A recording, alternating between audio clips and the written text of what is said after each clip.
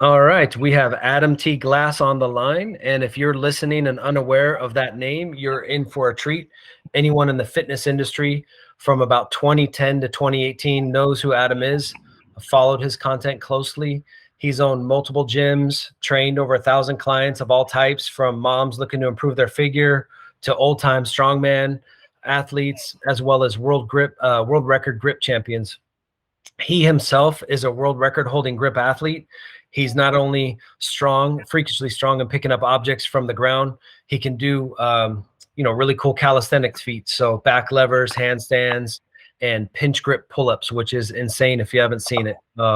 Blocks on a pull-up bar and doing reps for pull-ups. He gets paid to perform feats of strength live, bending horseshoes, tearing phone books, and decks of cards.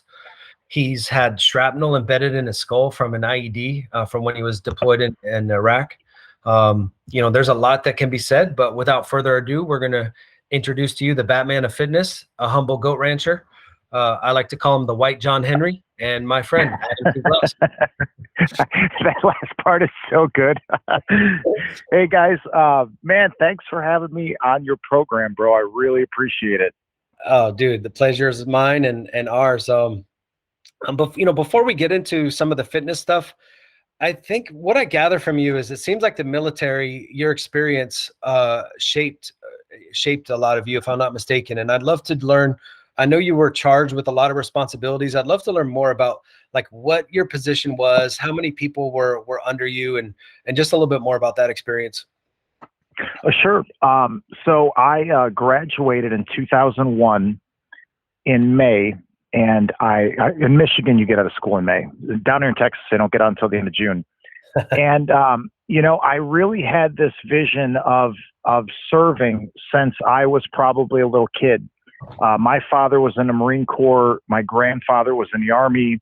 I have a great-great-grandfather that was in the Navy. So it was a part of the family, not necessarily an encouraged thing to do. In fact, they literally all would tell you the same thing as, go to college, right? Right. But for me, I saw their lifestyle and their mannerisms and their particularisms, and it just stood out as so different from the other men that were around me as a young kid. It was something I wanted. So in '99, when I was a sophomore, I went to the Marine Corps for delayed entry.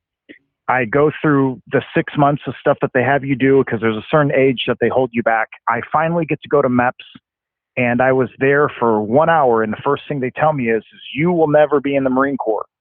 And that was when they gave me my eye exam. Wow. So I'm extremely nearsighted. Without my contact lenses in, I would be legally blind. I would physically be unable to drive a vehicle safely. Wow. Without them out. So that for me was crushing. In my senior year, an Air Force recruiter had come to our high school, and he said, well, we have a different kind of mission, and we have a lot of different kinds of jobs, and the requirements to get into some of these jobs are not the same. A thing that some people might not know is, generally speaking, the Air Force is considered a harder branch to get into because of the test scores required. But realistically, the Marine Corps is harder to get into because they're very stringent. If you have any physical defects, or if you've had any legal problems, that can be a huge problem for you. So the Air Force recruiter says, here's the deal. We can submit a waiver to the Attorney General. If they come back, it's the Surgeon General in DC, who's the final approval for all your medical waivers. If that comes back, you can get in. So I say, cool. So this is in like maybe October of 2020. We go through the process of submitting a waiver. I have to go back to MEPS, and I just don't hear anything. And I literally don't hear anything even after I graduated. I go into summer. I'm working at a loading dock, breaking freight off of trucks, which wasn't so bad. For an 18-year-old, it was good pay. Right. And then September 11th comes, and I get a call by September 17th. And they're saying, here's the deal. Your waiver's approved. If you still want to enlist, we want you, and we want you now. Okay, cool. Well, I was like probably everyone in the world. I was quite a bit pissed off seeing, 4,000 people murdered in one day. Yep. So I go ahead and I enlist. And when I went in, it was basically an open entry enlistment, which was the majority of people during that phase of that time. Most of the recruiting process, these things of a recruiter promising you much was all done for because the country was going back into a condition of war. So that just means you're able to enlist, you'll get a job.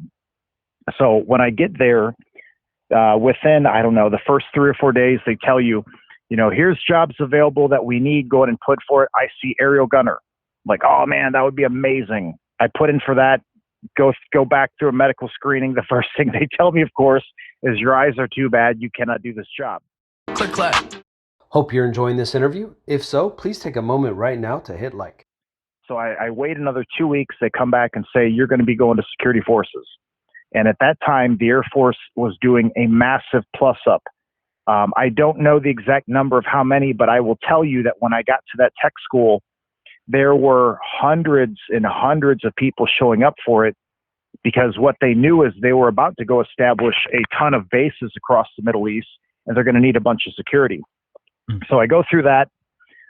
In the Air Force, that career field is a combination of a couple of different jobs that are normally split off into the branches. So you're trained in law enforcement duties, you're trained in airfield operations, you're trained in perimeter defense. It also has the combat arms training and maintenance, which is weapons maintenance and training, and it has the military working dog handler, which that to me was kind of what I thought I was going to aim at. Is I thought, man, that would be the coolest thing in the world to have the bomb dog or the gun dog, the drug dog, right? Right. So I'm 19. I'm in great shape. I did extremely well going through the first sections of training. I'm thinking I cannot wait to get, to that first base and go get into this situation. And instead they send me to Minot, North Dakota, which is part of the nuclear operation. And some people probably have never considered this. So since the early 60s, the United States military has had both nuclear weapons on a missile platform that is underground, that is ready to fire 24 hours a day, that has an entire security contingent, entire maintenance contingent, and then the actual operators of that weapon system on alert. And even when the Cold War ended, it did not change the nuclear mission, which is considered the most important priority in terms of where money goes and people. So even though we're kicking off wars all over the world, here's what you get to go do. And that experience was kind of a disappointment to me, but it was a place that I was able to excel right away. So I had a period of time of 6 months that I was on a convoy team where we were moving the weapons across the country from here to there. And then I had another period of time that on that convoy team, I got moved to the helicopter team, which provided me additional training that really set me up for my next location. I went to South Korea. As soon as I got there, they moved me to electronic security systems, and then I got to apply and made base SWAT team. When I was on that, my days were pretty easy in terms of what I was required to do. I basically had to work out every day and make sure the flight line security system was up and running. So that was a great tour of duty for me. Yeah. From there, when you come out of Korea, you get a base of preference, and my preference was to go to Okinawa. When I was in Okinawa, I did law enforcement for my first year. Why Okinawa? Because, man, Okinawa is kind of like the Hawaii of Japan. And when I was in Korea... Did Karate Kid influence that like at all or not really? Oh, no. I'll tell you, for me, it's funny. The craziest thing is this, okay? You're going to laugh. The number one thing that I thought I wanted to do when I'd get to Okinawa, I literally never did. I wanted to go to Okinawa because I had this interest in scuba diving. Now, I had never been scuba diving one time, but I remember seeing these videos of the amazing coral reefs and the giant whale sharks that swim around eating plankton and just all this amazing wildlife, right? Yeah. I didn't go scuba diving one time in Okinawa. I still have never been scuba diving. I've done some snorkeling, but I never even did it, man. Yeah. But I was law enforcement the first year there, which is for a base the size of Kadena, along with the off-base mission that's attached to the provost marshal. You basically have everything happening on a day-to-day that you'd have in most towns across America. Really? So, you know, you have traffic violations, you have shoplifting, you have domestic violence, you have people getting too drunk and having DUIs, you have fights at the club, you have, man, you have a lot of the scenarios Did you run you'd into gangs? imagine. Did you run into Say gangs? again? Did you run into gangs? No. So I do remember later on seeing this case that they tried to make these documentaries, and they made this story that, you know, various gangs were sending people into the military to get additional training. Man, I don't know. Okay, if that was happening, nothing I saw, heard, there was nothing that I ever saw that indicated any of that was true. The number one problem we had at that base that was an embarrassment to the USA was generally people going off base and getting into fights with each other. So to me, it was always super embarrassing when you go off base and two airmen or two Marines had got into a fist fight in a public location. It just makes us look bad. Right. But I personally never had to respond to anything that was like that. Because you were only policing you were only policing Americans. You weren't policing anyone, you know, from the Japanese. No. The Japanese police, ultimately, they have legal authority over everything going on. The difference is if a service member did something off base, they would be detained by the Japanese authority, and then we would arrive and take custody of them. So what gets to be embarrassing is the Japanese police might get there, and the overall way they handled the Americans was with a lot of dignity and respect. So they might have just told them originally, okay, you go sit over there, you go sit over there, your people are coming to get you. And then we find out that the guys tried to pick a fight again, which is just embarrassing. You know, like, but so it wasn't, you know, I didn't see anything while I was there that was just truly horrible compared to maybe what some other people in my career field have seen in previous years. Right. Okay. So I went to Iraq for my first year, and that was what's called ILO, in Lua forces. So the Army had so many people deployed that they had to start pulling people out of the Air Force, Navy, and Marine Corps that had certain skill sets. So the thing they really needed was perimeter defense and law enforcement. So I went to LSA Anaconda, which was north of Baghdad by about 25 miles. I was there for a year. When I came back, I was supposed to get 6 months off. And what had happened is we had another squad preparing to go to a location in southern Iraq that was doing detention operations. Well, the problem we had was we had a couple people that were about to deploy end up in conditions where they could not deploy. Some of that was legal speaking. Well, one of it was we had a female that got pregnant. We had another person who got themselves a DUI, in my opinion, possibly on purpose. But in any event, they were short, and I was like, well, I don't give a shit. I'll go back. Yeah. And going back for that was, I mean, man, not the wrong decision, but I certainly didn't think it out. That was a very, very tough year. Doing detention operations, you have all the problems that you have in a major scale prison. The problem you have is that legally speaking, these people are not prisoners, meaning they have not been accused of a crime, brought before a judge, and tried. Right. The reason that doesn't happen is because in 2006, Iraq had no functional government. They had no jury system. They had no justice system. They had no attorneys. So it was quite an experience. And I'll tell you the takeaway that I came out of it with was, you know, if anybody thinks that scenarios where, for example, a number of U.S. citizens could be detained without cause and held for an indefinite period of time, an undefined amount of time, if you think that's never happened, it literally is happening everywhere in the world right now. Even to this day in 2022, there are facilities like the one I was at where when you get pulled into that, you're just going to be there. And it doesn't matter who you are, and you're going to have no way to tell anybody the truth because no one's asking. Yeah. I mean, we would get hundreds of people every week. The biggest that the compound was at when I was there was 44,000 men being detained by us. And they were basically living in what just I describe as a big dog pen. Imagine a football field with 3 fences around it and guard towers of rifles, and you pack 1,200 to 1,400 people in it. And that's where they stay. And that's what it was. It was eye-opening, terrible experience, man. But Adam, why would a person worry about that if they're not an extremist? I mean, the government doesn't want to, round up, just good old, nice I'll tell you, people. I'll tell you the policy that we were running at that time, just so that you guys understand how things can go.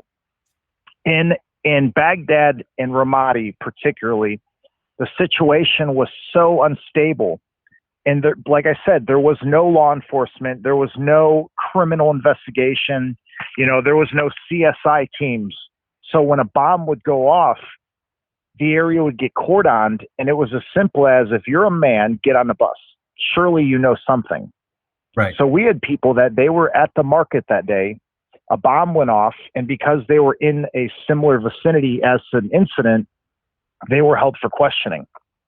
And held for questioning, it means held for a long damn time. Right. They don't have a defender coming to rush over there and basically. No, man. And I'll tell you, like, my estimation, 3% of the people that we were holding were actual, what you would call, if you could have criminally processed them to be criminals, 97% weren't. But this is a consequence of that. Right. And for everyone listening, try to imagine a scenario, guys. You were just at the market that day. You have done nothing wrong. You were there to get food for your family that day. But you got wrapped up in this and you got pulled to this facility. And on day one, a man comes up to you and asks you if you'd like to know how to build a bomb using a dryer's timer and some household chemicals. And you say, look, I'm not into this. I have no interest in it. And they say, no problem. And now every day they come and ask you the same question. And now here you are, it's day 400. You've been asked by this guy literally 400 times. At some point, you're going to just say, show me. I'm bored. Right. So these facilities became a phenomenal recruiting and training facility for the adversary, because we were taking legit terrorists, right? And when I say terrorist, I mean they were terrorists to the Iraqi people. Right. They were only bombing us because we were there, but they were actively harming the Iraqi people. Right. And you put them in a room, and you with all these people who are very, very upset, as they should be, and all of a sudden they're training people now. It was a nightmare, man. Absolute nightmare. That kind of problem. I've heard of a situation where they'll take a sick person and put them in a nursing home, and all of a sudden that nursing home is just, it just spreads like it's just contagious. I'll tell you, it's a thing of hatred is very contagious. If you think of hatred like a virus, here you are locked up. You now are aware that across the street your brother's locked up over there, and down the road a cousin's locked up over there. And one morning for processing, they're bringing your oldest son in. It's not that hard to hate. And now who are you going to hate? Well, you're going to hate the people who are keeping you here first and foremost. Right.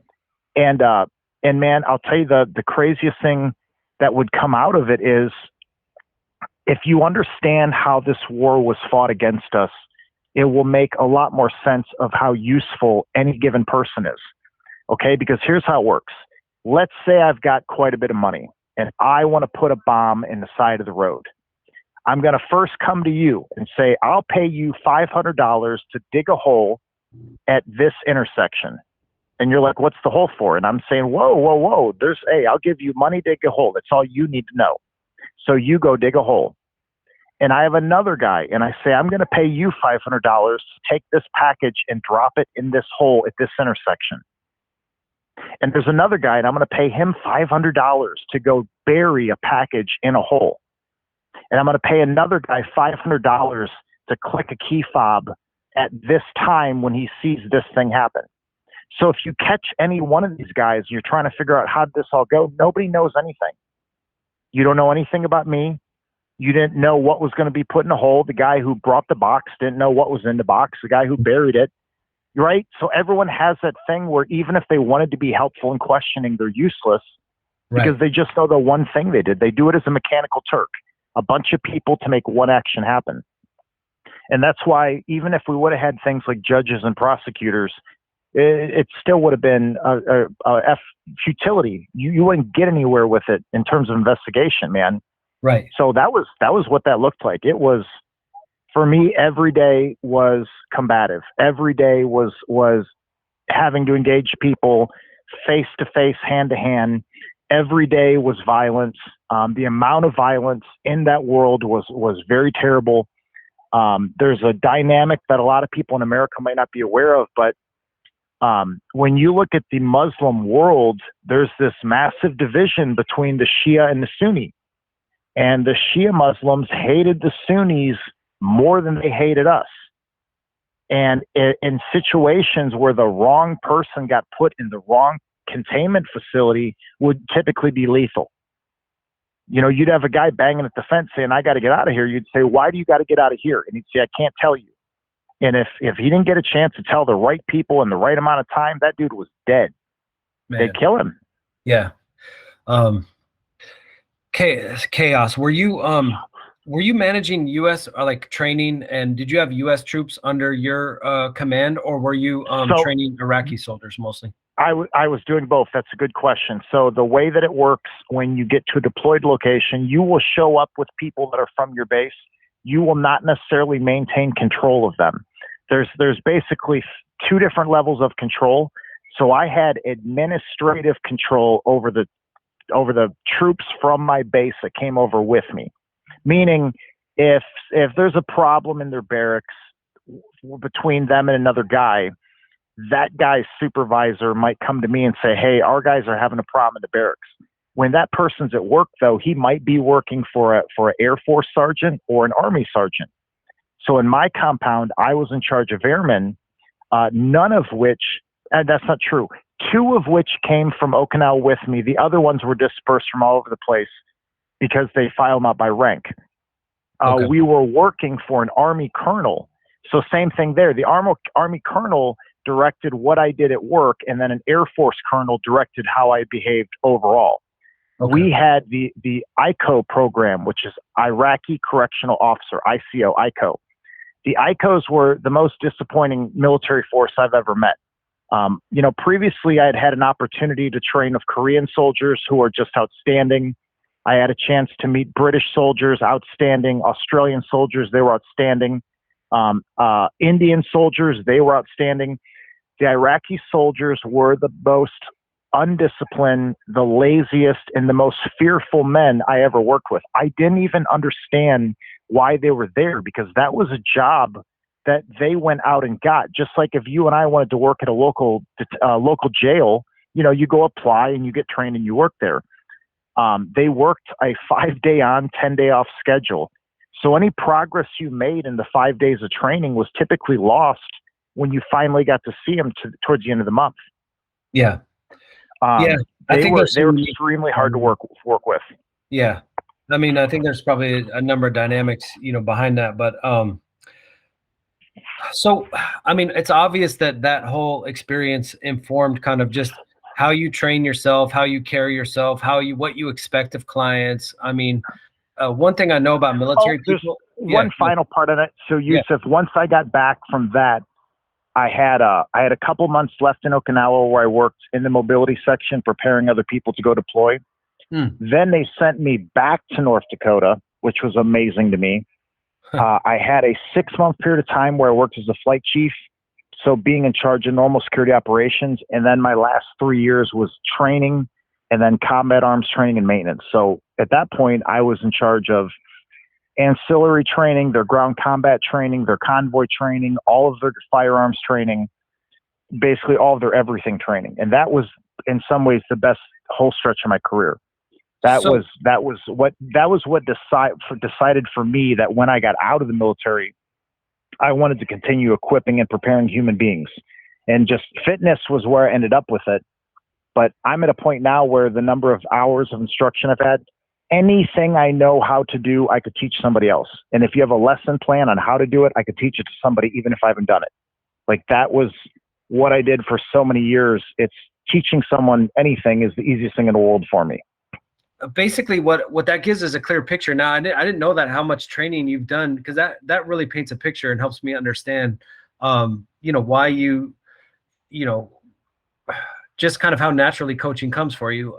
It just sounds like that's what you've done since you got out of high school. It's just get men together. Hey, this is the standard operating procedure. This is how we're going to do it. Oh, you missed that here. So, like, what in the military, do people like get it pretty quickly, or is it? No. Do you have a process for like this guy's a real screw up? Like what happens for the outliers? Is it a 10%, So 5%, 20%?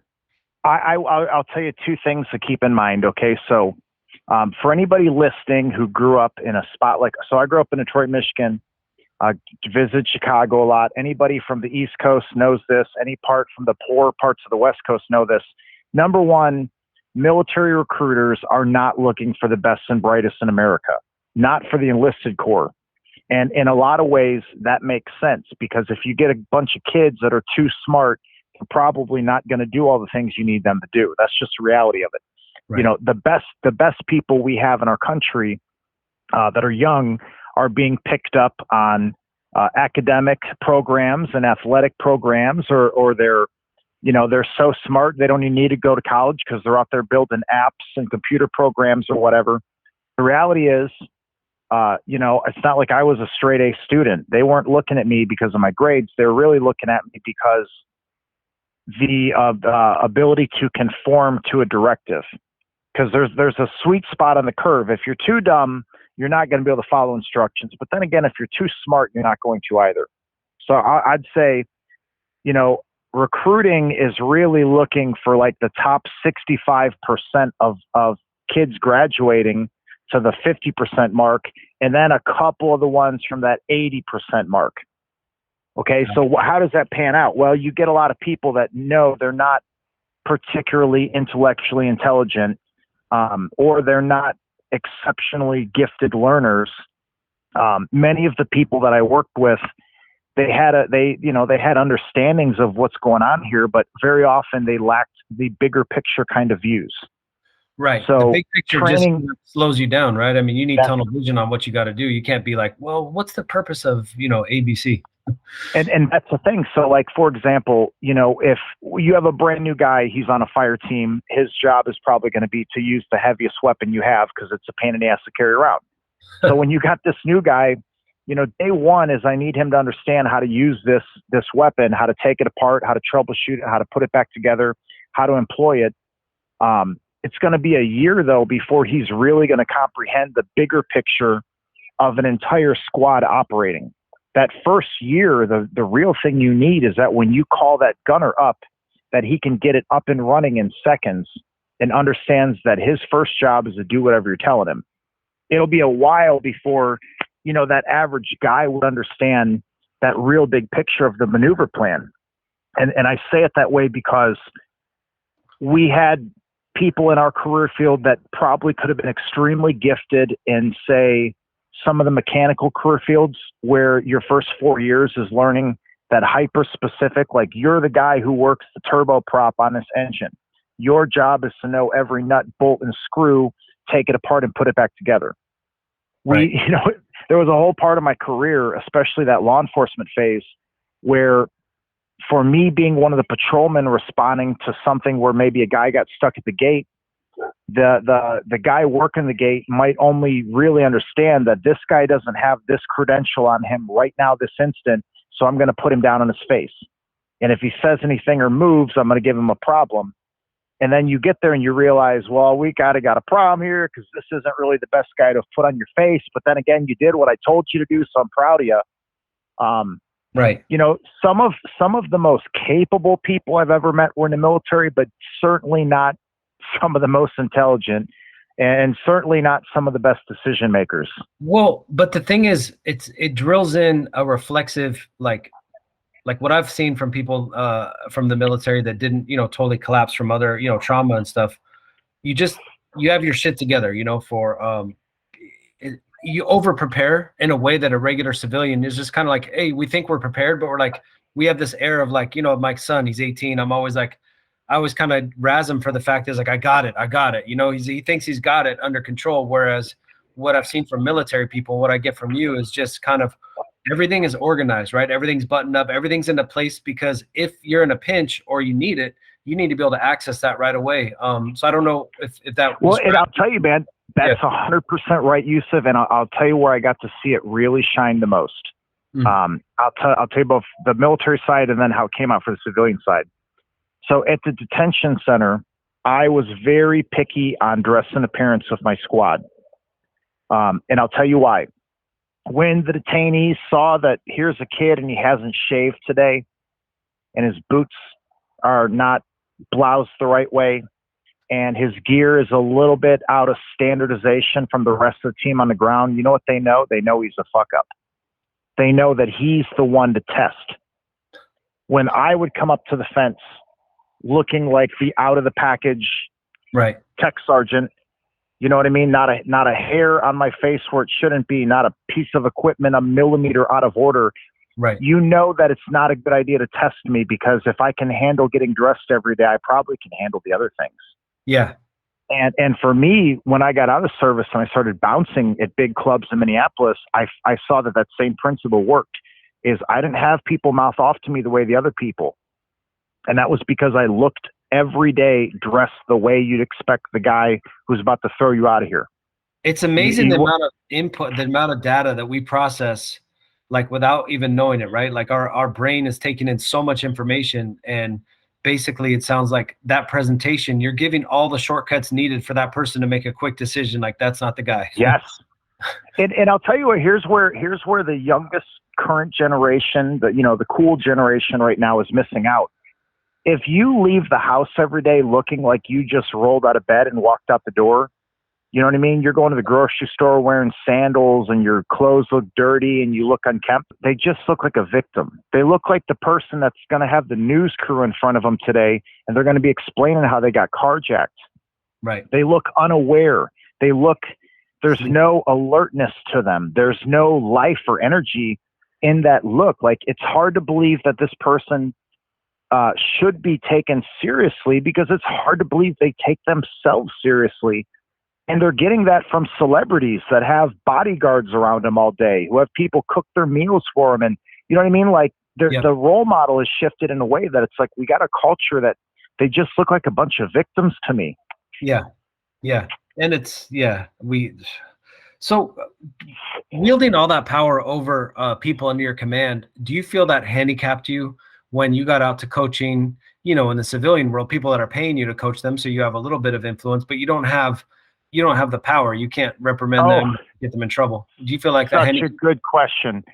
So if I had to tell, so I started personal training when I was still in 2008, I opened my first gym in downtown Minot. Now, at that time, I was primarily working with military members and then spouses. And then I started to get some people who lived in town who wanted to get trained. And at that time, the more direct command still had some impact, and the people that were joining the program, because I was still kind of stuck in that role, they knew how it would go. And it was not yelling and screaming or berating people, but it was very firm. It was a very firm style.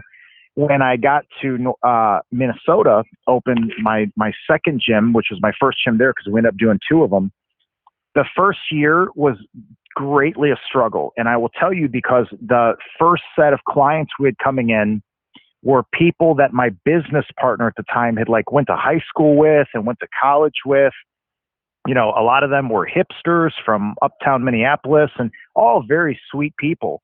Now, it seemed that they liked it, in that it's like, okay, so I got my buddy who owned a gym, and then his business partner is this tough ex-military guy. But man, it was a handicap when I started to have to understand things like, previously I didn't know what it was like, and I still don't know what it's like, but I didn't have a comprehension of what it's like to maybe be a 34-year-old woman, you've had 2 kids, and now you feel like you can't lose weight. I didn't know how to talk to that person in that first year. And that was where I put a lot of my effort into not scowling all the time. And when someone's talking to me, not just staring at them and waiting until they're done speaking to address what they just said, learning to act like a human being, right? Greatly handicapped me. How many women have you made cry? Not as many as you'd probably think. And for the ones that I did, okay, I'll tell you where I got the most tears. I've only had a couple people cry during sessions. Right. And the primary reason, which I would put that number to 0 over, say, the last 7 or 8 years, but the primary reason is that I was taking no regard for perhaps what their morning had been like, or maybe their evening. Okay. Taking no regard that maybe they had actually been fighting with their spouse all morning and then they came into my class. Okay. So I can look back on that, and it's not anything I'd be proud over. And it's not that I would insult them, but there were just a lot of times that I could tell somebody just wanted to be done for the session. Right. And I would tell them no. But then again, it's not like I would have physically restrained someone from leaving or something. Right. But I've had people, you could tell that they're ready to quit that day. And I would tell them, hey, what gives you the right to quit when you put a whole goal sheet in front of me 6 weeks ago and we're not there yet? Get up and do it again. Right. And I mean, I'm sure a lot of them, if I would have had the thought to actually ask them what's wrong today, would have told me that it's not that the session was so bad, it's that they'd had such a terrible weekend or whatever. Now later, during learning sales processes, and when you talk about a handicap, so for me, hard sell was always the easiest sell. It took me great time and skill to learn more subtle methods.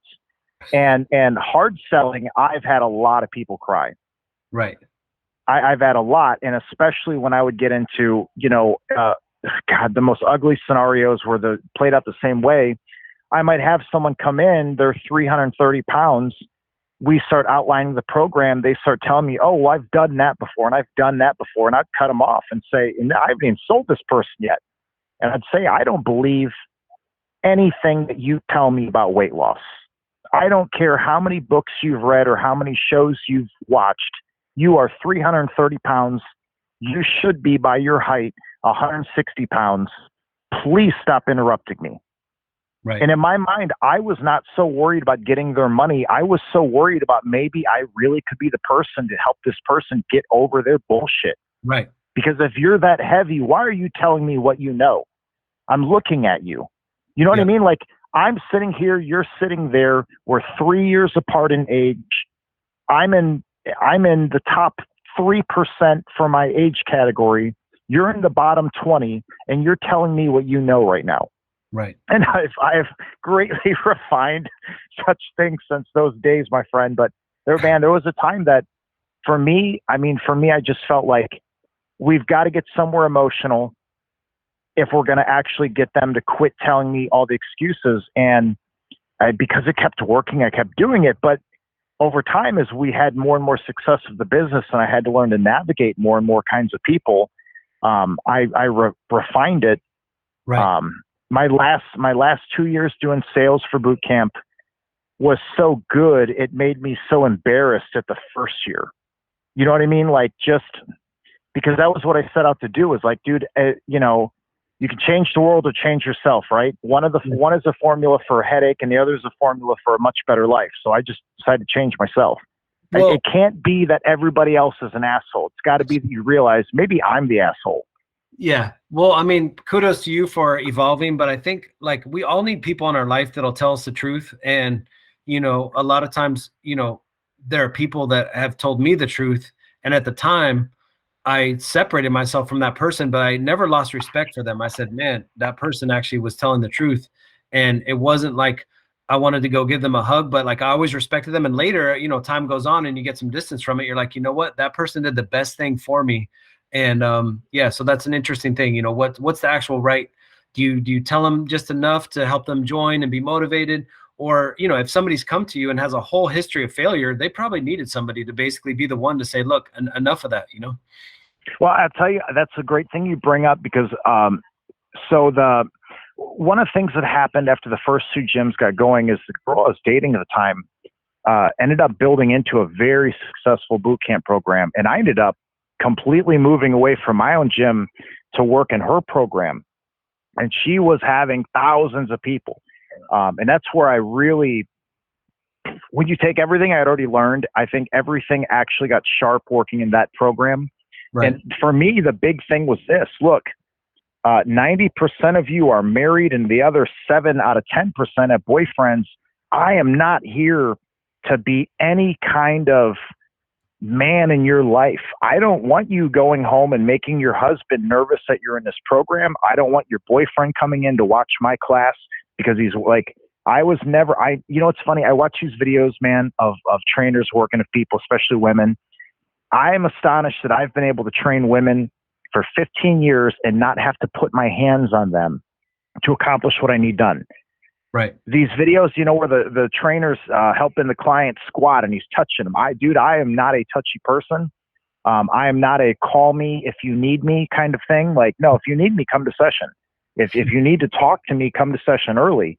Like, you know, I don't need to be called because y'all had a fight. I am not someone to don't tell me about your relationships.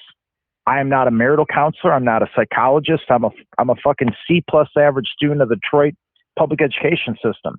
Like, don't bring me problems I can't fix.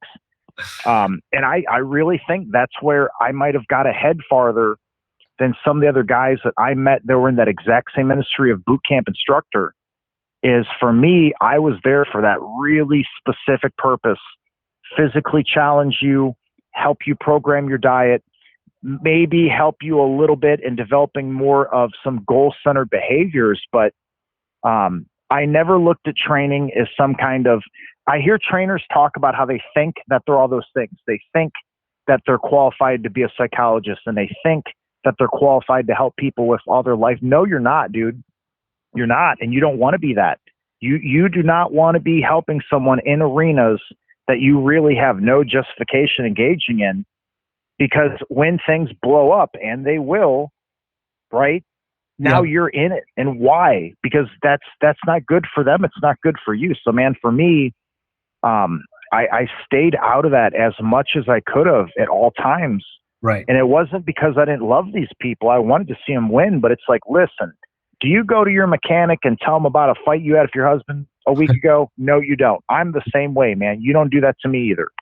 Yeah. I mean, it speaks to, I just think, the loneliness in society. So that's like a different topic. I think as things break down, I hate to be negative, but as social structures kind of break down, I think that there's going to be more of that. And you're finding that professional services are filling in the gaps of what traditionally was just, water cooler, sit around, have tea, sit around the campfire. So now people in their barbers and their bartenders and whoever, they're getting all these things that, they're missing.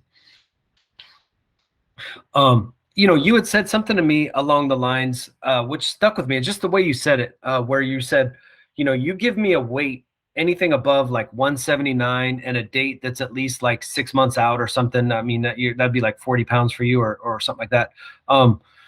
You could hit that weight, right? And I think a lot of us with weight loss, we just look at it as this, I mean, there's a lot to it, right? For those of us that aren't as in tune and haven't done it, we don't have that level of precision. So could you tell me what you mean by that? And by the way, when you said that, it actually affected my own behavior. I just looked at it like, yeah, what am I doing with all these thoughts in my head? It just kind of clarified things, made it more black and white. So I'd love for you to expand on that. So let's go back to that. So when I first got to North Dakota, I was continuously between, say, 215 and 220 over a 3-year period. And this was having no regard for any of those things. I got up to around 240. And for me at the time, I was scoring super high on my fitness assessment. I could go to the field and run with my body armor on all day long. Wow. I could literally pass any school you'd send me to that I would be eligible for. It's not like I was a Navy SEAL, but I wasn't eligible for that. So I didn't need to be, right? Right. Now, coming out of the military, as soon as I had it decided that the plan is you're going to move the gym and start training regular people. They're going to care what you look like. I said, okay, I need to do a weight drop. Like, that's the next thing I need to do. So I went 240 down to like 210. The first 2 years of training people, I stayed right about there. And at that weight is a very comfortable weight for me. And at the time I'm competing, and that puts me in my weight class bracket. And I remember as I moved more into the boot camp world, that end of 2011, beginning of 12, it seemed that some of the clients had it in their head that, their coach should be leaner or something like that. And I said, I'll take that offer. That's no big deal. Right. So I dropped down to 190. And then to prove my point, I went all the way down to 182. And I stayed in that range within 5 pounds for like 2 or 3 years. then was in a range of, say, 188 to 193 for another 4 years.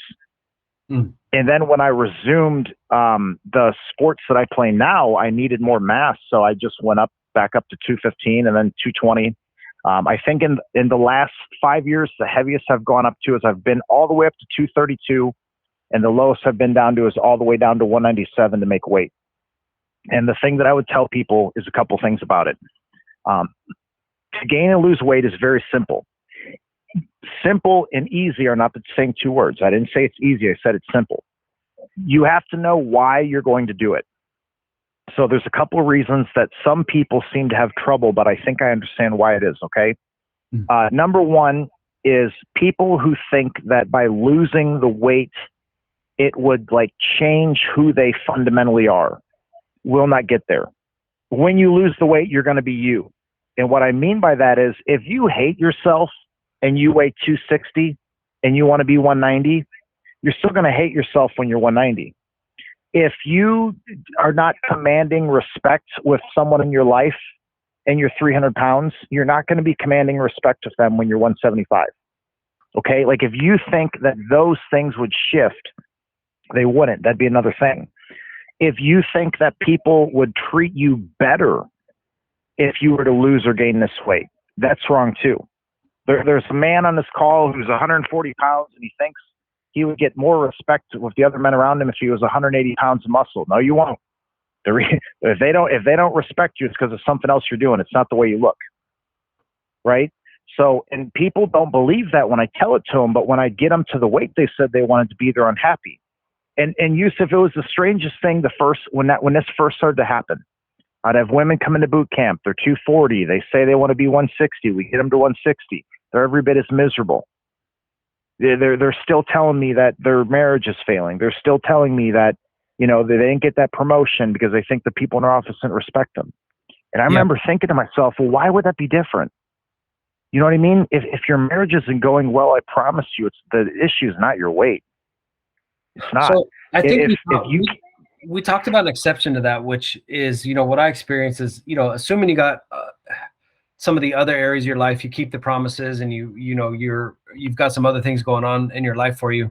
There's a tremendous confidence boost. And I think also if you're older and you've experienced low vitality, I think someone like yourself, you might not have ever experienced, well, I know you had some injuries and stuff, but when you're in a place where you've had really low vitality and you've gotten used to that, almost to the point where you stop perceiving how actually low your vitality is.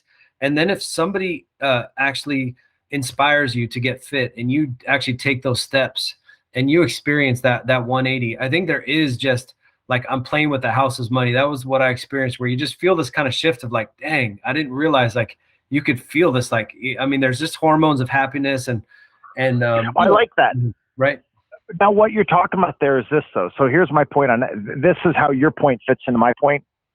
So if you're a person and you say successfully get this weight loss, and it just happens to be that on any given day, if someone looks at your face, you're typically smiling. And on any typical day, you're walking around in tall posture and you're greeting the challenges of the day with the correct mindset and attitude. Well, that's a person everybody likes anyway. So my thing is, if your weight loss puts you personally in that spot, well, then, yeah, that's going to look a certain way. But my point is, it doesn't automatically do that. Right. Meaning there are people who successfully lose the weight, but they still got a bitch face everywhere they go. And they're still complaining all the time. And they're still slouched over, being pessimistic. It's like, I guess my point is, you show me someone who's overweight, but we can work on their personality, a couple things, and just get them to agree to do certain behaviors. And you'll see everybody likes them just fine. I mean, right. Most people would tell you that they're not at the weight they want to be at, but that also doesn't mean that they forgot how to be a friendly person or a loving person or a happy person. Right. And the fitness industry has tried to hijack that, and they've tried to make it seem that if you were overweight, you couldn't be that. And then again, if you lost this weight, that you'd automatically be that. And my experience was, after really accomplishing this over and over and over, they're so different. They may intersect, but they don't automatically intersect. Right. No. Like for me personally, dude, when I was I hit a point where, man, I was as shredded as Brad Pitt in Fight Club, but Right. I didn't feel any better about myself. I just, I'm lean now.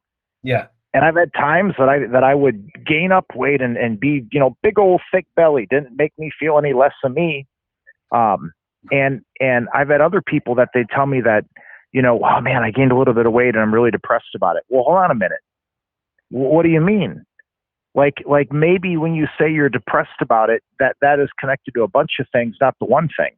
Because to me, that's like saying, man, Yusuf, I left the house today and there's all these dirty dishes in the sink and I'm really tore up about it. You tell me, go do the dishes when you get home, bro. Yeah. You see what I mean? Like they're unable to resolve the way they're feeling by manipulating the weight. They're just mistakenly connecting it to that. Well, here's another interesting thing that I've seen from, in the fitness industry is I heard someone share that they got to this amazing body. It was a female, so I don't know if the dynamics would be different. I imagine they'd be similar. But so she got to this amazing body. She got the tan, and she took the photos, and she had plenty of professionals photos made, and then she would just post those on her Instagram, every few days. But the problem is that was a snapshot in time. And so as the months go on and she's still posting those old photos, and it was an unsustainable, she got there through means of, she didn't have the experience in the fitness industry, and she didn't really, she just got there by any means necessary, and gave some of that weight back. And it became, she did get all sorts of warm, fuzzy feelings from all the adulation she was getting, but it was creating this kind of dichotomy. And then like this house of cards just came falling as she was dealing with the reality that she's, 15, 20 pounds heavier than what she was in those pictures. I'm going to share the story of one of my toughest clients I've ever worked with. I got to be careful saying her name because y'all would know who I'm talking about as soon as I do. Okay. Yeah. This person was on an extremely popular Disney program in the 80s. Okay. Wow. As a child actor. Not wow. That's just what happened. Yeah. They had reached out to me because their previous trainer, what I found out later, was tired of putting up with their shit and figured, I'm going to send him to Adam because maybe it'll get better.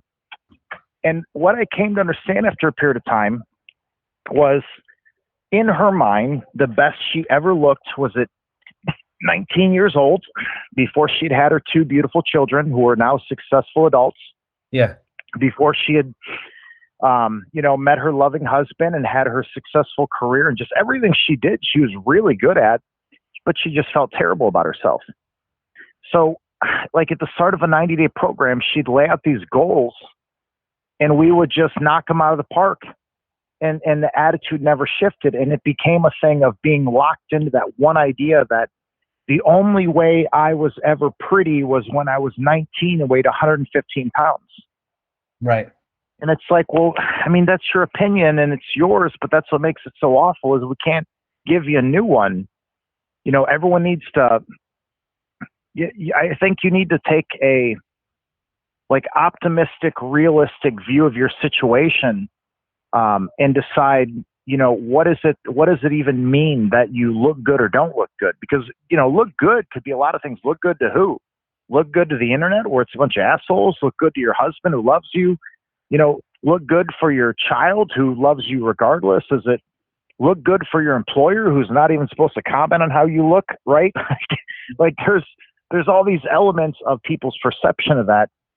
And to me, it becomes risky when we couple that simple but not easy task of regulating body composition and start adding in all these other things.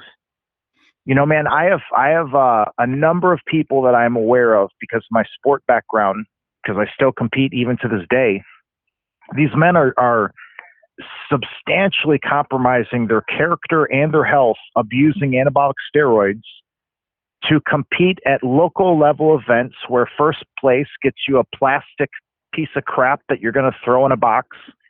You know what I mean? And a little internet post from somebody saying you were first place. They're nothing. It's nothing. No, and they're doing these things, and it's because they feel insufficient without it.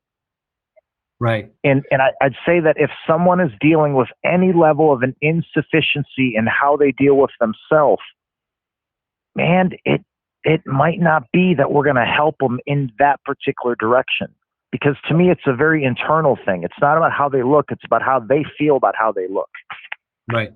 It's kind of a tangled feedback loop, right? Because a lot of times I've seen people lose weight just by having a stressor removed from their life, and they start feeling good. They don't have to eat the same. You know, a lot of times we're eating to cover up whatever nonsense is going on in our life. And at the same time, you know, if you take on a fitness path, you know, especially the type of training you've been having me do, and what I've been, you know, basically, you know, using with clients, there's an experience that's just, it gives such a confidence boost.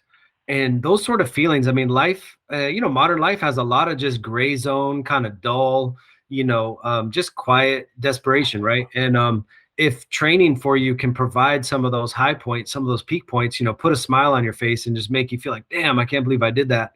You know, that can, I think, contribute to the weight loss as well. Just basically give you more reason to excel and raise your standards. But I think what we're talking about is, you can't be deluded that changing your shape alone is just going to produce this crazy, you know, fulfilling fantasy life.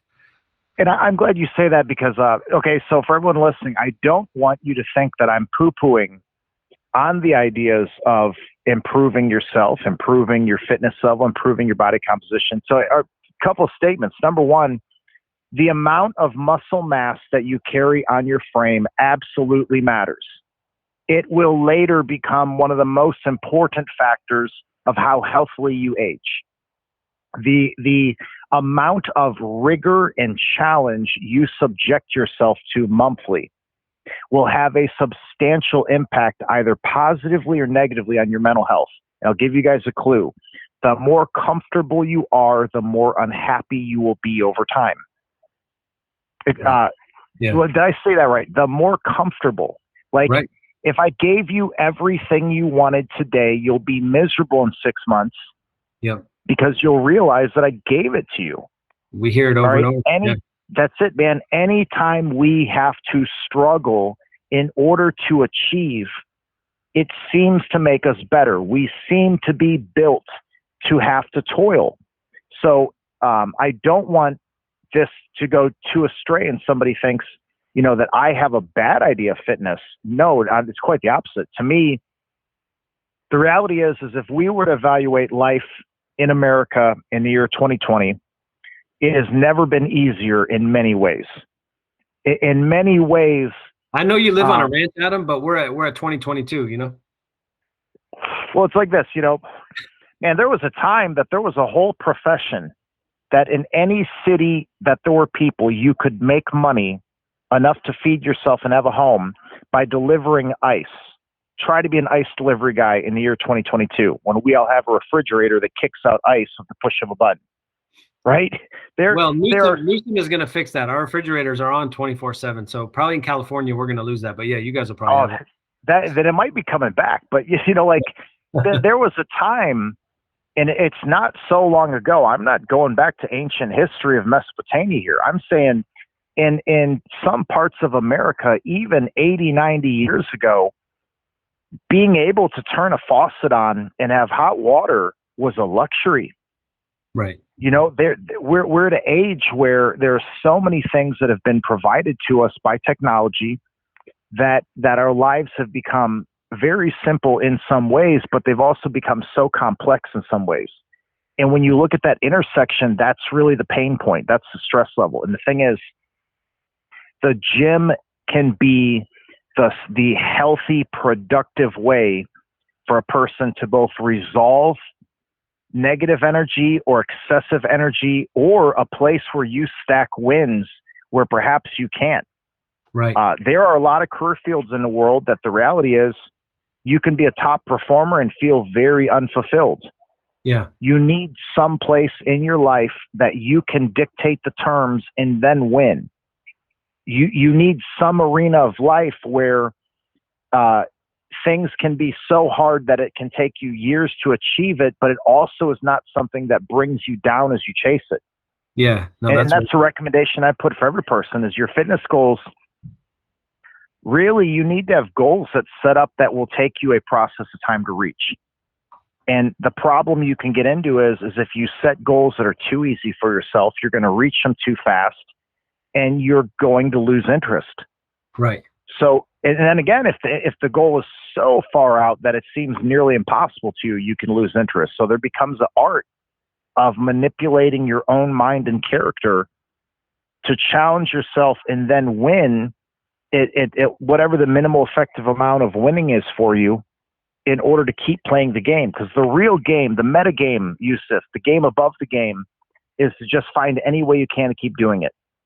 Right. If there's a person and they will get up and walk for 30 minutes every day, I want them to play any psychological game they need to in order to just keep getting up and walking, so that in 10 years from now, I can count on that they're still doing it. And Right. that's how you win. No, that's well said. So when you said that you could get to any weight because you respect yourself, I took what you meant from that, and it actually helped me stop snacking and basically lose weight faster. But yes, you could tell me more about, like, what do you mean by that? Like, somebody listening, let's say they're like, oh, I want to lose weight, but on Fridays I got this thing, and then I go to boot camp, I do my intervals, and it's just going slow, but I'm working hard and I'm trying, and it's kind of like all this back and forth in their mind. But they're, 6 months later and they're really not anywhere, even though they're putting in work, and there's a daily conversation in their mind about weight loss, but 6 months pass and nothing much has changed. What would you say to that person? So I'll back up first. So guys, when we had the conversation, the specific thing when I was talking to Yusuf is I said, I can hit any weight from where I'm at right now up until about 179. 179 is my lowest bottom out, because at my size, I just can't get below that. My bones are too big. So the deal is this: every person who is carrying more weight than they want to be knows why that is. They all do. If you are not at the weight you want, you know why you're not. Okay, so that's my starting premise. People who are 250, who really should be 180, they know why they're 50 pounds or 70 pounds overweight there. Okay. So the first thing that's crazy is most people who can hold down a job respect their boss more than they respect themselves. And I base that conclusion on the fact that you will compromise yourself before you'd compromise your position. All right. So that's the starting thing is I see people who can very easily work schedules in their life that they absolutely detest. But then again, they're not going to compromise the boss's respect to maybe lose their job. Right. And that shows me that it's not that they're not incapable of showing respect. It's that they're incapable of respecting themselves. So what do I mean? If you know that eating cookies at 9 o'clock before bedtime is part of the reason you're struggling, if you had more self-respect, you'd quit doing that. If you know that you're drinking too much and that's why you're not hitting your weight loss, if you respected yourself more, you wouldn't have to do that. And you're already capable of doing it. So the big thing in my mind is simple. Identify the true factor that's stopping you from actually hitting the weight loss. And let's face it, guys, it's only going to be one of a couple things.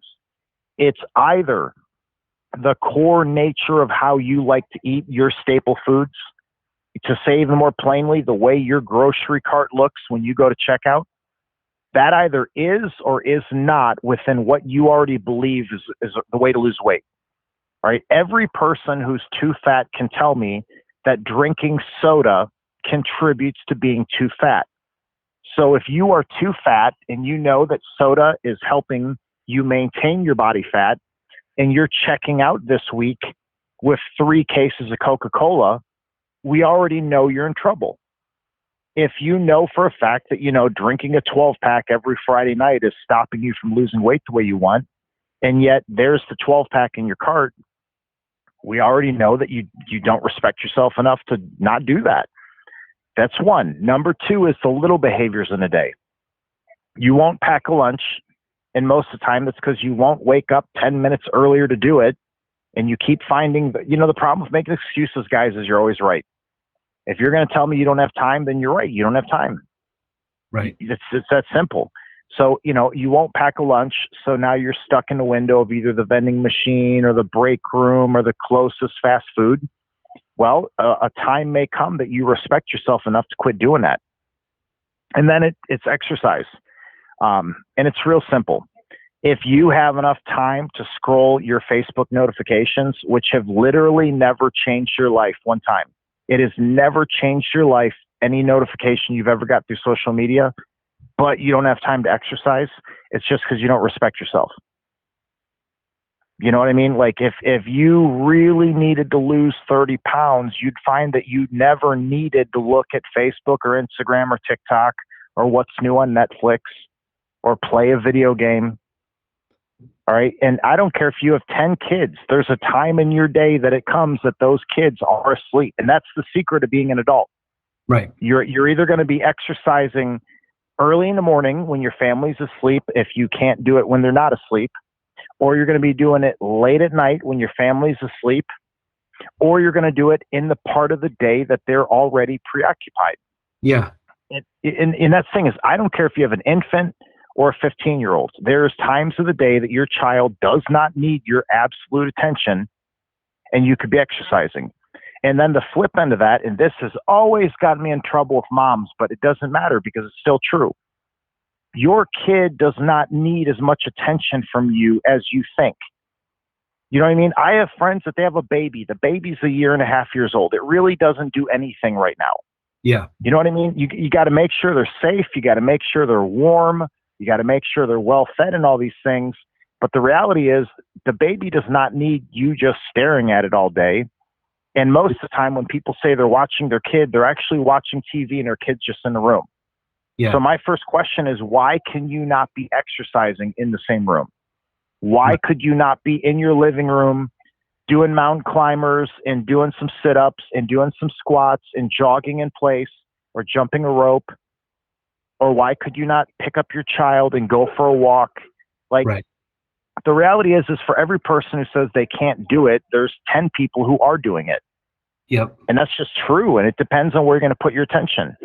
Generally speaking, people who are overweight are going to spend more time around other people who are overweight because it solidifies excuses.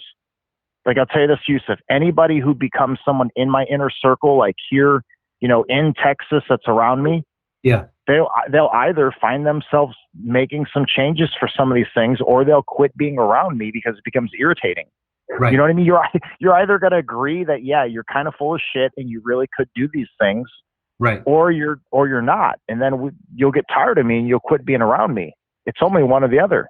No, that's an awesome tip. I think we've all seen it. I mean, I've seen it in my own life when I'm willing to put myself around people that are better than me and not just make a whole story as to, well, they do it this way and they have this going for them. And I have that. When I just basically put myself there and I just sit with all the stuff that comes up, I'm forced to either, explain it all away or be like, yeah, I could do what they're doing, or at least a lot of what they're doing. I could make some changes. So I think just putting yourself, being willing to go out there. If you're a mom, there's trails like in California, the weather is hospitable, 90% of the year. And you go out to the trails, you'll see, mom groups, and you'll see people in strollers and people, doing it, so like, it's tough if you have a lot of kids, but that's where we lean on family there with a little creativity. There's something you can get in, And I like, there's a thing you just said there that is so good. And it really brings about the formula for, you and I have now said self-respect a number of times recently here. So guys, if you're listening, here's the deal.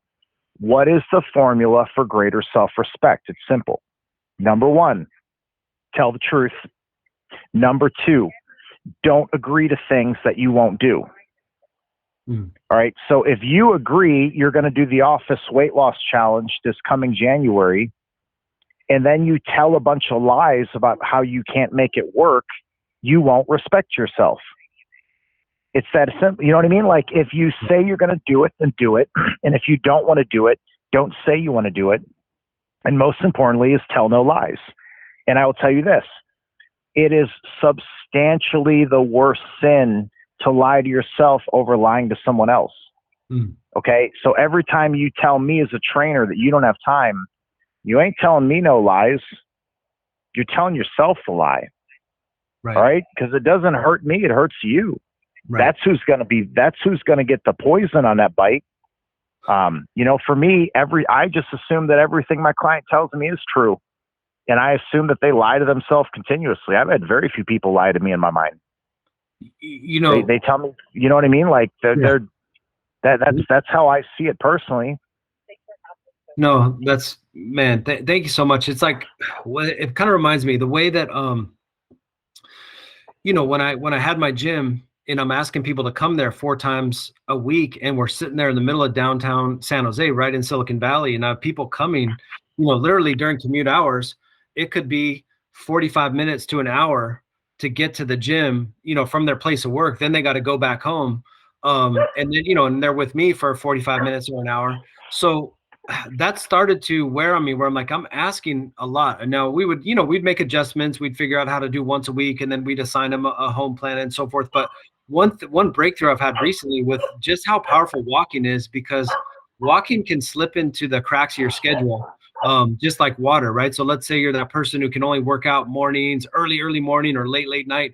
Well, usually within the day, you can accumulate walking. And so if, you know, setting those sort of goals as a baseline, and then strategically figuring out where to get your more resistance training, you know, your muscle building, sculpting type work in.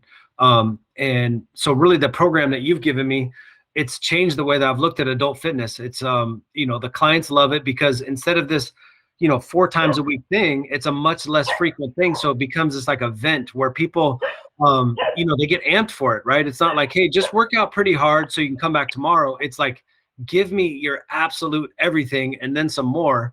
And it just becomes this, you know, this fun thing. So, you know, I've seen a lot of progress with it. And I'll be sharing more about it, but I wanted to just, one, say thank you for that, truly. And 2, could you quickly share like what you're seeing with some of your friends and family that have been using it? Absolutely. So, you know, guys, the key thing you have to understand is, there's only 2 levers to pull to make the body change. Okay. There's either the intensity of the experience, or there's the frequency of it. Okay. So when you look at anybody that's had anything change them in life, either something was so powerful that it only had to happen a couple of times and they kind of were changed by it somehow, or it happened so often. Now with training, the biggest problem we have is that the biggest problems we have to fix are being caused by, hold on 2 seconds, buddy. And then she had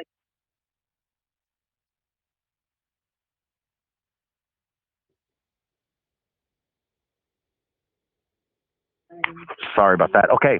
The 2 problems we encounter most often are going to be that the person has done this thing so often that you cannot match it time for time, or that they've been in this condition for so long, you cannot work them in the same amount of time. So here's the general formula. If the problem you're having was caused by being in that scenario for so long, the only way to get out of it is to have a very high intensity experience. The flip end of that is, if what happened to you was so high intensity, the fix will be we have to do it quite often. So here's the deal. With strength training, most people's primary issues is that they have more time not strength training than they have strength training. And with their weight loss, the problem they've had is they've carried the weight for so many years. The way to fix that has to be an incredible experience that occurs. So what is possible, trainers don't talk about this very much because they think it's going to hurt their pocketbook. And that's the sad reason why what Yusuf is asking you to do sounds so bizarre. What we really need to do is we need to do something to you unlike anything you've ever done before. Because I cannot match the 40 hours that you're sitting at that desk in the gym by going 40 hours in a gym. If I'm going to match 40 hours of being seated, I have to go with maybe 5 or 6 minutes of something that is literally the hardest thing you've ever done in your life. Numerically. You know what I mean? Right. So the advantage of this is that we don't have to work in a linear amount of time the way that most people are thinking of. So trainers will tell you something like, you know, if you wanted to gain 10 pounds of muscle, it's going to take us 2 years. No, it's not. It might only take us 6 months. But more importantly, it might only actually take us about 3 total hours. That's the craziest part about it. So the kind of results that I see with the people that I get a chance to work with.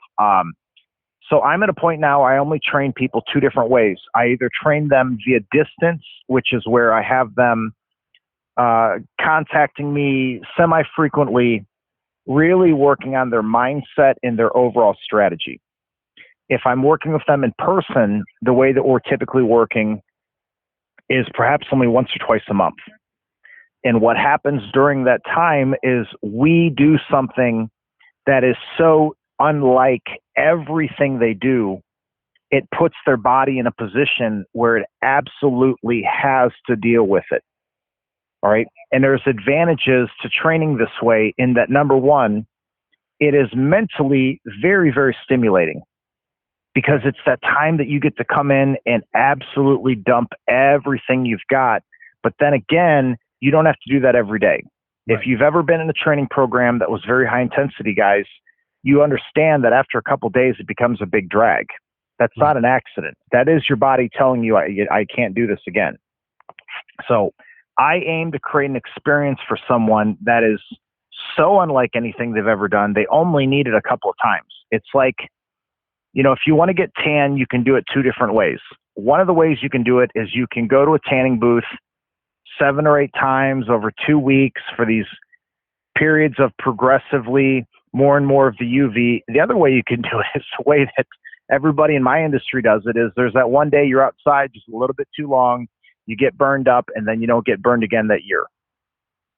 Like, I probably get one bad sunburn maybe in the beginning of the year, and then I'm just tan all year. You know what I mean? I will say for those Arabs listening who don't take off their shirt, like my son, man, he was watching these Instagram accounts where they're just talking about tanning your balls and stuff like that. And he just got pumped up and he played basketball with his shirt off for like 4 hours and he had 0 sun exposure. So there is a way to get too much intensity. The guy broke out. There absolutely is, man. Yeah. But Adam, dude, here's what I've seen though. I'll give you 2 examples. So one of them is my brother-in-law. So he is a computer developer. He gets paid an unbelievable amount of money to build websites. And for him, if he is required to get a site done, he will stay up for 30 hours and work on it. And you have a 0% chance of talking that guy into coming to the gym today. Right. But I have a 100% chance of getting him to agree to come to the gym with me maybe once every 2 to 4 weeks. Yep. For him, last year when we did his last big round, he added 9 pounds of muscle mass, lost 14 pounds of body fat over a 4-month period of time. We had only trained a total of 7 times. Another friend of mine is a veterinarian. He works 6 out of 7 days a week, 14-hour days, running his practice and clinic and managing his staff and everything he has to do. For him, his gains were even more substantial because even though he does have a lot of physicality to it between, lifting up animals and moving things, and he's got his own farm and his horses and such, he only was addressing a couple particular movement patterns. So to get him in a scenario where he would completely exhaust every muscle in his body in this 30-minute session was like throwing napalm onto a little smoldering fire. He put on, 2 inches on his arms. He lost 6 inches off his waist, probably 3 or 4 inches on his shoulders. And then the really beautiful thing about it is because of there's multiple kinds of muscle growth, and Yusuf will explain that in some call with you. But the short answer is there's a kind of muscle growth that happens from very heavy loading, and it has a great lasting effect. It is a thing that when these people have not trained in 3 and 4 months later, they still maintain a very, very healthy range of motion with a dense, strong muscle. So there's this very long-lasting effect to it that you get from this type of training that you just don't see compared to, say, throwing around a 25-pound kettlebell for 40 minutes, which does have its advantages too. I'm not saying it's bad. Right. It just cannot compare to it. Right. So the big thing is, man, for me, I only really want to work with people who don't have any time at all in their schedule that they can find. I'm not going to ask somebody who's working that many hours to drive to the gym, be at the gym, leave the gym where it takes up an hour and a half every day, I'm going to ask them to do that maybe once every 10 to 20 days. Right. And that's an appointment people can keep, especially women. Women are excellent keeping appointments. They schedule a hair appointment a month in advance. They schedule a nail appointment 3 weeks in advance. They're very good at knowing I have to clear 30 minutes to do that one thing. And in my mind, your weight training can be that simple. Now, if somebody wants more flexibility, I would tell you stretch daily. It only takes 5 minutes. Right. If somebody wants better cardiovascular, I would say go walk for 30 minutes. It's really good for you for a lot of reasons. But for that most important thing of maintaining muscle mass, which is so critical, the actual amount of work you need to do to maintain muscle mass and be healthy, it can be so minute, you wouldn't even believe it until you experience it. Well, the sessions are not minute, but but exactly the amount of times that you have to show up is surprising. But Adam, thank you so much, and thanks for the people tuning in. If you want to learn more about the system, just keep an eye on my LinkedIn, Facebook, probably post it on Twitter as well. So we'll be, putting more information out about it. But I wanted to give people a chance to get to know Adam, really unique perspective on life, and probably just the biggest influence for me in my career in fitness. And basically to this day, I had to go through my own little mini transformation. I was out of the fitness industry working at Amazon for about 18 months and got really out of shape. So now I'm back in training and I need to get in shape. So Adam is who I called, and it's been amazing. So dude, thanks again. It's a nice long call, lots of good gems, and we'll talk to you soon. Yeah, man. Thanks so much for having me on. You bet. See you, Adam. Thank you for listening. I hope you found that useful. Feel free to leave questions or comments down below. And if you like that, subscribe. There's going to be more to come.